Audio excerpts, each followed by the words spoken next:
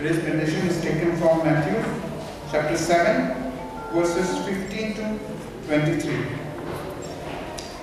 True and false prophet.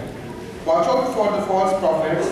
They come out to you in sheep's clothes, but inwardly they are furious wolves. By their fruits you will recognize them. Do people pick grapes from thorn bush or fig from this tithe? Likewise, every good tree bears a good fruit, but a bad tree bears a bad fruit. A good tree cannot bear a bad fruit, and bad tree cannot bear a good fruit. Every tree that does not bear a good fruit is cut down and thrown into the fire. Thus, by their fruit you will be recognizing them. Now, not everyone who says to me, Lord, will enter the kingdom of heaven, but only the one who does the will of my Father who is in heaven. Many will say to me on that day, Lord, Lord, did we not prophesy in your name, and your name drive out demons in your name, perform many miracles? Then I will tell them plainly, I never knew you. Away from me, and you evildoers. Therefore, everyone who hears these words of mine and puts them into practice is like a wise man who will build his house on the rock. The rain came down, and streams rose, and the winds blew, and beat against the house, yet it did not fall, because it had its foundation on the rock. May God add His blessings by the reading and the hearing of His word.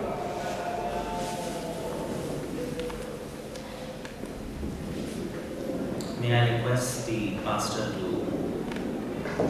give us the word of God. Thank you.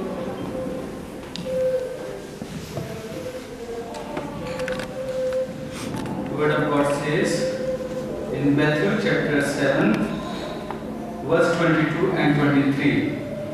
Many will say to me on that day, Lord, Lord, did we not prophesy in your name, and in your name drive out demons, and perform many miracles? Then I will tell them plainly, I never knew you. Away from me, you evildoers. Friends, as we meditate upon the word of God, and the scripture portion is taken for our today's meditation is from Gospel according to Saint Matthew, chapter 7, verses 15 to 23. Before we meditate upon the word of God, let us prepare ourselves to receive the word of God, and let us prepare our hearts to receive the holy and precious words of God in prayer.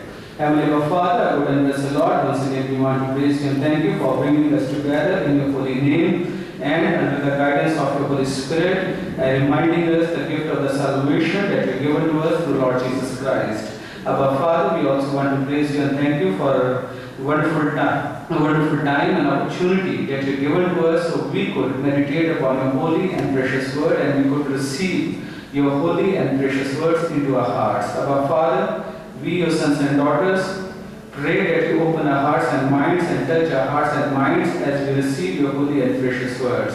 Father God, we pray that you anoint all of us with the power and the presence of your Holy Spirit to meditate upon your holy and precious word and to utter your holy and precious word.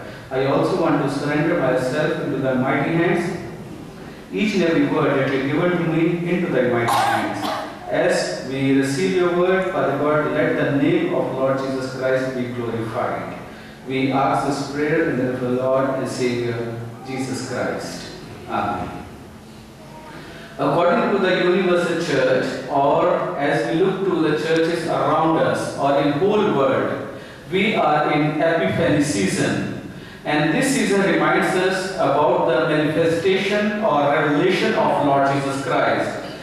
We celebrated Advent Sunday, then we entered into Christmas time, and now 6th of January onwards, and before the Ash Wednesday, that is 18th till 17th of February, we will be in Epiphany season. And Epiphany season, according to our Christian calendar and according to our Christian traditions, reminds us that God revealed Himself in and through Lord Jesus Christ. God manifested Himself in and through Lord Jesus Christ. And when we look to the Epiphany season or tradition regarding or during the Epiphany, there are two kinds of tradition. There is an Eastern tradition and there is a Western tradition. Eastern tradition say that God revealed the Lord Jesus Christ or God manifested Lord Jesus Christ during the time of baptism of Lord Jesus Christ. And Western tradition says that God revealed Himself or God manifested Lord Jesus Christ when wise men went to see or visit Lord Jesus Christ. So there are two traditions in the Universal Church, Western and Eastern tradition, but they all speak in one language, the revelation of Lord Jesus Christ or the manifestation of God the Father through Lord Jesus Christ or through His Son. And when we divide the word Epiphany, and this word comes from Greek, and epi means to, and phanion means show, or to show forth, or manifestation, or revelation. In English terminology, we can say theophany means manifestation of God. Theophany, manifestation of God. And as we look to the Western tradition, and Western tradition reminds us when the wise men went to see Lord Jesus Christ, and that time Lord Jesus Christ manifested Himself to the Gentiles. It is not to the Jews, but they were from other faith, they were from other countries, and that time says that the first time Lord Jesus Christ manifested Himself or revealed Himself to the people of other faith. It speaks about that Lord Jesus Christ came for all the people, not only for Christian, not only for particular group, not only for Jew, but all the people, to save them and to deliver them from the bondage of their sins. And as we look to the Western tradition, and according to the Gospel of St. Matthew chapter 2 and other parts, we assume and we can say there were three wise men who came to Lord Jesus Christ, who came to see or visit Lord Jesus Christ, and they saw Lord Jesus Christ after His birth on the 12th day. And the tradition says, and there are story and there is a novel, that there was a fourth wise man, and he was a priest from Persia. He also started his journey like other three wise men, and he also saw the star, and he also started his journey to visit or see Lord Jesus Christ. And the story says, and the tradition says, during this Epiphany season, that this fourth wise man, though it is not recorded in the Word of God, there how many wise men were there, but we can only assume according to their three gifts offered to Lord Jesus Christ. And the novel says, and the tradition says, story says, that this fourth wise man, by the name of Artaban, and he was priest from Persia. He also very curious to visit the King of the universe, or the King of the Jew, or King of the whole world. So like other people, other wise men, he started his journey, and he sold each and everything. And the story says that he sold his property to arrange his travel arrangement, and also to buy the gift for his master, or for the Savior, or the King of the universal. And the story says he bought sapphire, a ruby, and a pearl. So he purchased these three things as a gift for the Savior, or for the Lord Jesus Christ. And also tradition says that travel during those times wasn't a very easy thing. They had to travel long, and they had to cover a long distance, and the road were not properly maintained, or roads were not there, security wasn't there, and it was very difficult for people to go one place to another place. But he took the risk, sold each and everything to make the arrangement for the travel, and bought the three things, sapphire, a ruby, and a pearl.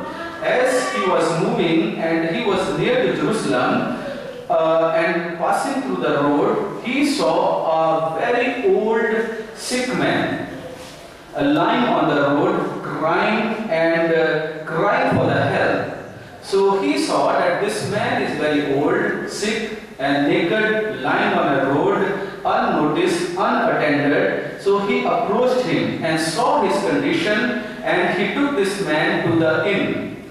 And for a few days he stayed in the inn with him. And when this person get well and recovered from his weakness and from his sickness, then as he was about to go, immediately the innkeeper came to him and placed the bill of all the things into his hands.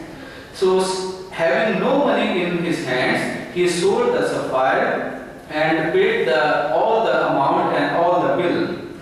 Then he moved towards the Bethlehem, when as he came to know that Christ is going to be born into the Bethlehem. As he approached Bethlehem and he heard the cry of mothers, cry of little ones, that little children are crying and mothers are weeping and they are crying. So he became very curious, and as he was thirsty, he went to one lady's house, into the house of a young mother. So she told him that the three wise men had come into a city to visit the Messiah, to visit the Christ, but they had left 3 days ago. And Messiah is not there, but the Herod and his army, they are killing all the sons, all the little ones, and that is why there is so much cry in Bethlehem, and mothers are crying, and we are running and we are saving our children's life. So as she was speaking to her or talking to her, the army people or the commander of the army knocked the door of that house. So she said, I have only one son, and if they come to know that I have a son, then army people, the Herod army, will kill my only son. What can I do? How can you save me? So he said, just wait. And he came out from the house, and he said to commander that I have a ruby, and if I give you a ruby, then you have to spare the life of this little one. So he got angry, and he said to his army people, okay, there is no son in this house, let us move further. And further story says, there is a long story, but in short story says that as he approached other people, then he came to know that Mary and Joseph with Lord Jesus Christ, they have gone to Egypt, because angels told Joseph, leave the city and go to Egypt till the safe time will come. And he went to Egypt to search Lord Jesus Christ, but he couldn't find, and he was roaming around to find Lord Jesus Christ. Then after 30 years of his roaming or after his travel, tradition says or story says that he was in Jerusalem, and again he heard lot of voice, and people were shouting, people were crying, and some were very happy and some were very sad, and some people were crying on the day of Passover. So as he came to know that, oh, they are going to crucify Lord Jesus Christ, who has committed no sin and who is sinless, then he came to know, oh, I was searching Lord Jesus Christ and I wanted to visit Lord Jesus Christ. So immediately he tried to approach Pilate with his only one pearl, what he had left. He thought that I will say Pilate, you take this pearl, very costly, very precious, and spare the life of Lord Jesus Christ, because he is a Messiah, he is a sinless, and he had committed no sin. So as he was running towards the palace of Pilate, he saw one young lady was dragged by the soldiers, and she was crying for help. And the story says that as she saw this lady, he stood and he thought that whether should I save this lady or hear her, what is going with her, or should I go to the Pilate and offer him this pearl so he can spare Lord Jesus Christ, not to crucify him. So finally he thought, and he approached that young lady and asked, what is going on? Why they are dragging you? She said, my father has to pay some debts, but he is unable to pay, so they are going to make me slave and going to sell me in the market. So he offered a pearl to the soldier. He said, I have a very costly and precious pearl with me. If you take this and clear the debts of her father and free this girl. And he, as he was sitting and talking with the young girl, the story says that he saw Lord Jesus Christ carrying cross on his shoulder. And Jesus Christ stood for a while and saw toward this fourth wise man, Abraham, and the story says he saw 3 drops of blood on the face of Lord Jesus Christ. That reflected a sapphire, a pearl, and a ruby. And this story reminds us and tells us about the scripture portion. Not everyone who says to me, Lord, Lord, will enter in the kingdom of heaven, but only he who does the will of my Father who is in heaven will enter into my kingdom. Many will say to me on that day, Lord, Lord, we did not prophesy in your name, and in your name drive out demons and perform many miracles. Then I will tell them plainly, I will never knew you, I never knew you, away from me, you evildoers.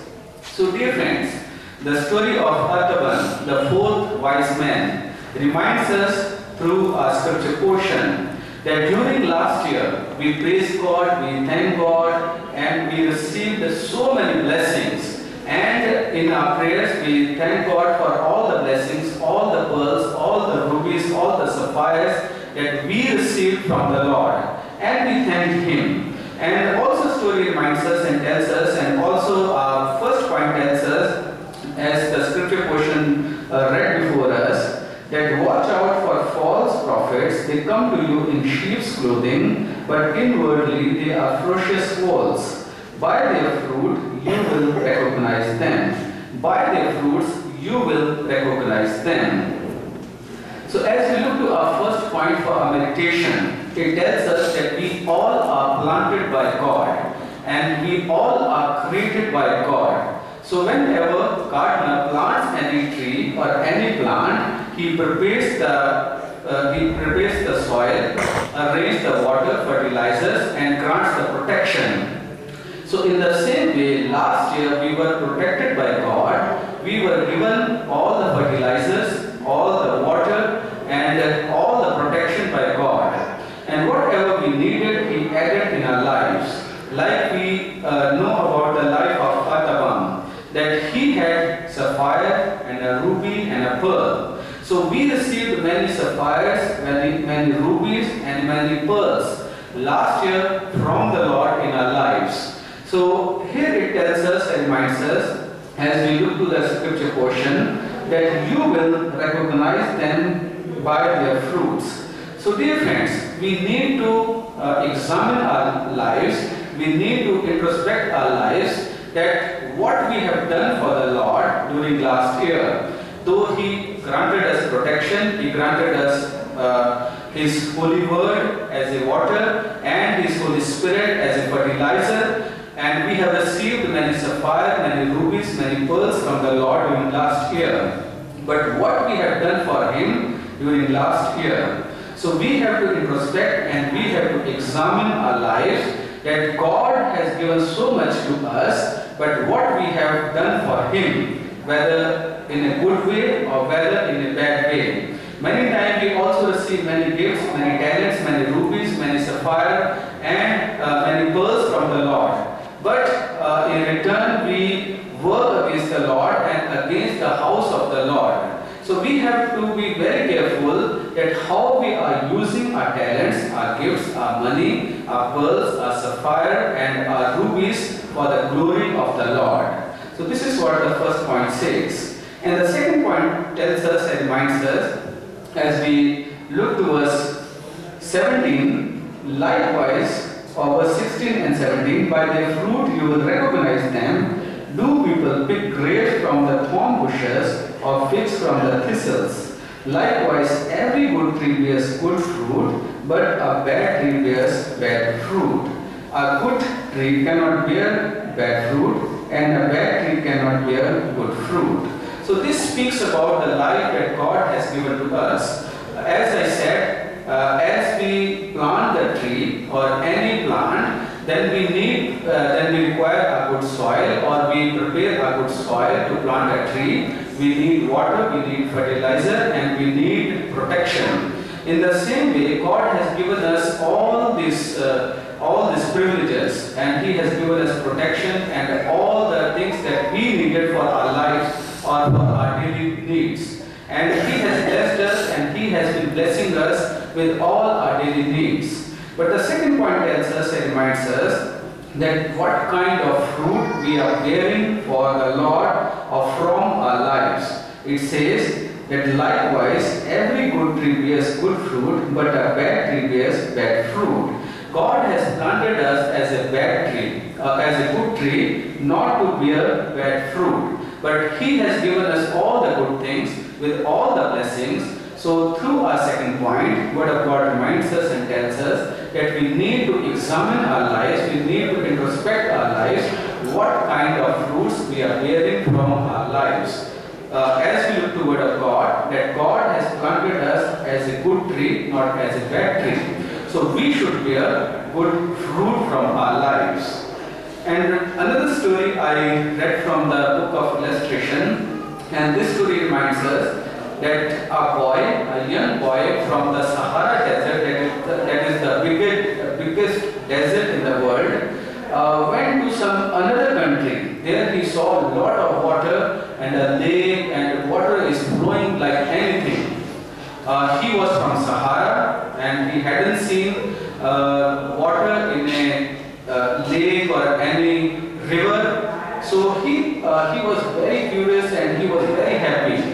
So his friend said to him that, can you see a lake, can you see a river, can you see a lot of water? Do you happy? He said, yes, I am very much happy after seeing a lot of water flowing. In my country, in my area, we don't have water.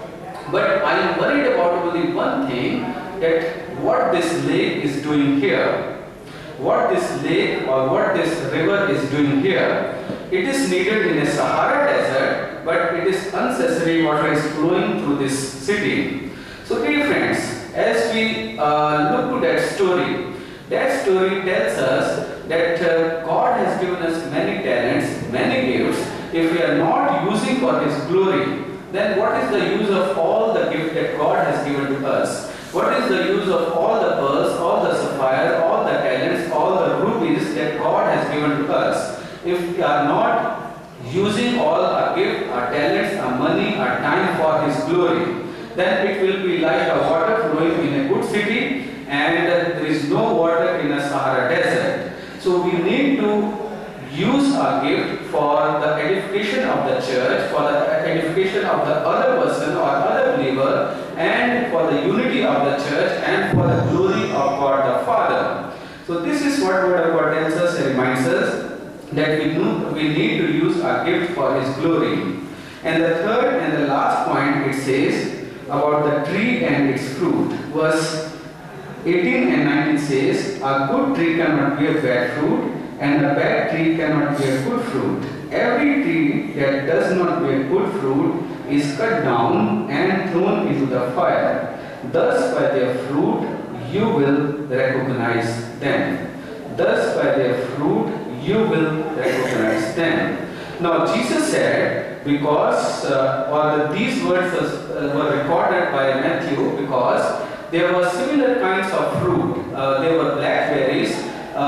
If you see from the far, that was resembling as a black grapes. And there was also other kind of fruit. It says that was resembling the fig tree if you see from the far. And many times, if you look to our lives, being a Christian or being a people of God, if people see us from afar, we will be like very good people, very religious people, very pious people. People won't be able to find any wickedness or any sin in our lives, because we resemble like thistles or like fig trees, and we resemble like a grapes. But as people come near to us, as per the word of God, they will see, oh, they are not grapes, but they are blackberries. They are not fig, but they are thistles. So in the same way, word of God reminds us and tells us that by their fruits you will recognize them. So God has not given us the life to live a double kind of life, or we should have two faces, a good face and a bad face. Before other people, when we are among the people, we act like we are the only religious people, we are the only righteous people. But when we are alone, when we are with some other people, we act like the thistles and we act like the blackberries. So this is what word of God tells us and reminds us, that by their fruit you will recognize me. And in the end, I read one more story from the Daily Bread, and it says, the heading of the Daily Bread, it says, prove it that every tree bears good fruit, but a bad tree bears bad fruit. It says, the renowned artist Paul Gustave Doré in 1832 to 1883. Once he was traveling and he lost his passport in Europe, and he was caught by the airport authorities, and airport authorities told him that you have to show your passport, then only you can get into the plane. So he said that I am a Paul Gustave and I am an artist, a good painter, so please let me go. And airport authorities said, no, there are many people, they come and they say and they beg that we have lost our passport, and they give their wrong identity and they travel. So finally the commander of the authority said to him that if you are Paul Gustave, though we have heard about him, he is an artist, he is a very good painter, if you are Paul Gustave, then you have to paint farmer, and if you paint the painting of farmer, then we will only come to know that you are so and so person. So they gave him a paper and a pencil, and within few minutes he painted the picture of the farmer. So that is how they came to know that he is a great artist or a renowned artist by the name of Paul Gustave. So this story tells us his work confirmed his word. His work confirmed his word. Or you will know them by their fruits. Or you will know them by their fruits. So dear friends, word of God tells us and reminds us through this scripture portion that God has blessed us with so many blessings, with so many sapphires, with so many rubies, with so many pearls, with so many talents, and with so many gifts. How we are using, either we are using for His glory or we are using against His glory. And also word of God tells us and reminds us that He has planted us or He has created us with all the protection, with all the things that we needed in our lives. In return, what we are doing for Him, or in return, what we have done for Him. And also God reminded us through another point, that tree and its fruit, that we will be known by our life, we will be known by our works. So what kind of fruit we are bearing from our lives, or what kind of things we are doing from our lives and for the church. And finally and thirdly, it speaks about a final destination. As we turn to verse 19 and 20, on the day of judgment, and also that they will be cut down and thrown into the fire.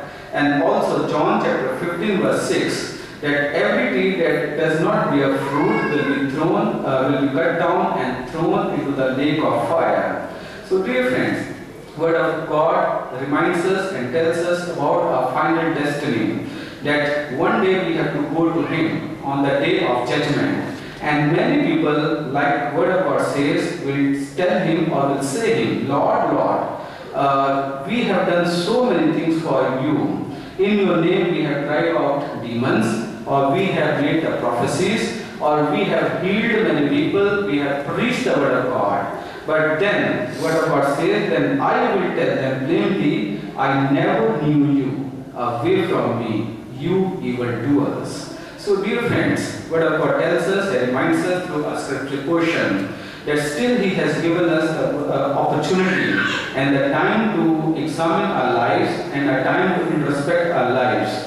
Which way we are going? Either are we bearing fruit for Him, or are we going against His word and against His command? Are we bearing good fruits or bad fruits from our lives? Have we used all the pearls, all the sapphire, all the rubies for His glory that He has given us during last year or not? So this is the time to introspect and examine our lives with the help and the presence of His Holy Spirit. May God be with us and bless us.